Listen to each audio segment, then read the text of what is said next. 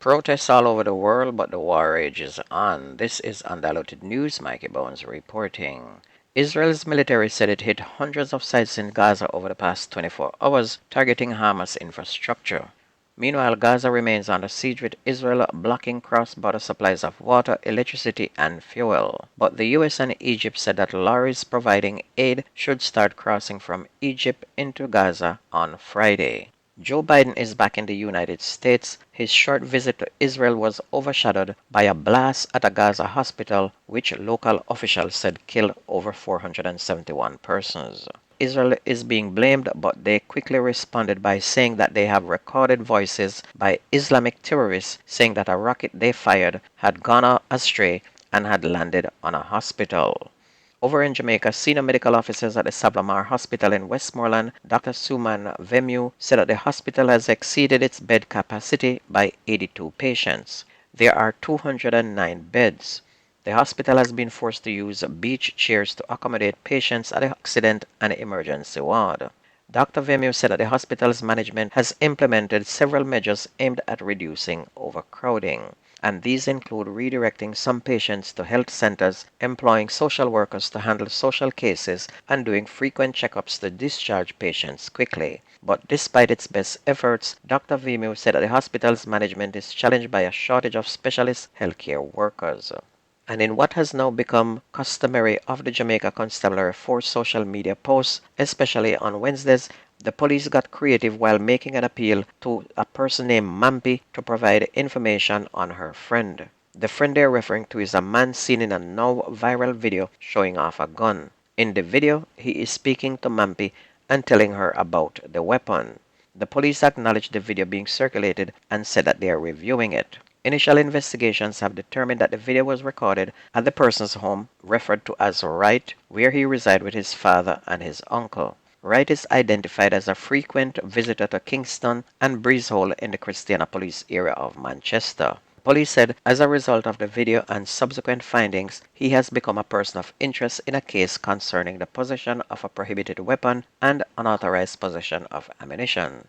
The police are now urging Wright to surrender immediately. They said he is encouraged to do so in the company of his attorney, a justice of the peace, or any reputable citizens.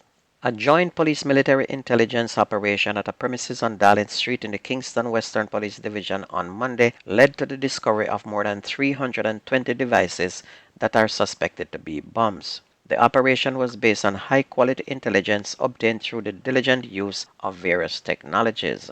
The very sensitive nature of this discovery means that certain specifics cannot be shared at this time. Currently, experts are conducting chemical tests to ascertain the exact nature of the substances found. The JSAF will provide updates as and when it is appropriate, the police said. Meanwhile, Dwight Jim Brown Hall, one of the men who was acquitted of being a member of the Wandan gang, was on Tuesday offered $200,000 bail when he appeared in the St. Catherine Parish Court on charges of robbery with aggravation. He was charged in June. The clerk of court and the police had opposed bail on the basis that Hall was previously charged for being part of a criminal organization. But during the bail application, which spanned more than 2 days, Hall's attorney, Courtney Rowe, asked the court to dismiss the claim, saying it was baseless. Mr. Rowe explained to the court that Hall was found not guilty by Chief Justice Brian Sykes. Hall was subsequently offered bail with conditions, including a curfew order, but the judge did not impose a stop order. Hall is to return to court on December 1st, where it is expected that a trial date will be set. The National Road Safety Council is raising concerns over the number of motorcyclists who are losing their lives in crashes, and this comes after 2 motorcyclists died in a head-on collision along Cumberland Boulevard in Portmore St. Catherine on Wednesday. Dr. Lucien Jones, vice chair of the National Road Safety Council, said of the 317 people who have lost their lives in motor vehicle crashes, 105 were motorcyclists. The majority of motorcyclist fatalities so far have been recorded in Westmoreland with 27, followed by St. Elizabeth 12, Manchester 13, and the combined St. Catherine North and South 13. Dr. Jones now appealed to motorcyclists to wear helmets, which he said could save their lives in the event of a crash. Another senior citizen has died following Tuesday evening's gun attack in Greenwich Farm in St. Andrew. He's 72-year-old Herbert McLaren. Mr. McLaren, who was one of three people admitted in hospital, died about 1:45 yesterday morning. 83-year-old Una Buchanan died shortly after the shooting, which occurred about 6 p.m. on Tuesday, and it's reported that men alighted a motor vehicle and opened gunfire at a man who ran. The gunmen gave chase and kept firing at the man, but he ran and managed to escape injuries. It was then discovered that four bystanders had been shot, and now two of them have died. Police said that this is the second attempt by gunmen to kill this man, but every time they try to kill him, he outrun them. The Clarendon police have upgraded to murder the charge against Rory Palmer in relation to the death of his wife, Canadian national Jada Whitehead, in Portland Cottage, Clarendon, 5 months ago. Mr. Palmer, a 28-year-old fisherman of Portland Cottage, was initially charged with assault occasioning grievous bodily harm with intent, but police said that the charge was upgraded following extensive investigation and consultation with the Office of the Director of Public Prosecution and the Crime Office. Palmer's court date is now being arranged, and it was reported that about 4 p.m. on May 13, Mr. Palmer and Miss Whitehead had a dispute that became physical. Palmer reportedly threw a fan at his wife, hitting her in the face, after which he slammed her head into a wall several times. She was later found unresponsive. Whitehead died at hospital. Meanwhile, Commander of the Trelawney Police Division, Deputy Superintendent of Police Winston Milton, has sought to reassure residents that despite 6 murders in the parish this month, including last week quadruple murder in Duenvale, the police continue to work assiduously to maintain safety.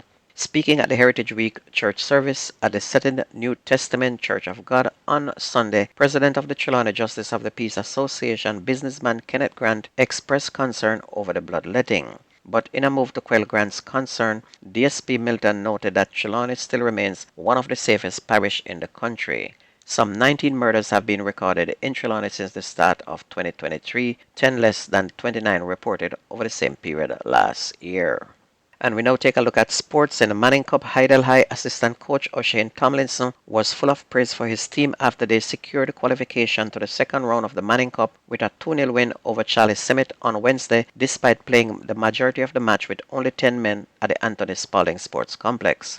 2 reckless challenges from Gabriel Seborn saw the midfielder sent off inside 33 minutes, which meant Heidel would have to play short with close to an hour of play left. However, they somehow still managed to control the game until the finish and were rewarded by a double strike from Deshaun Henry.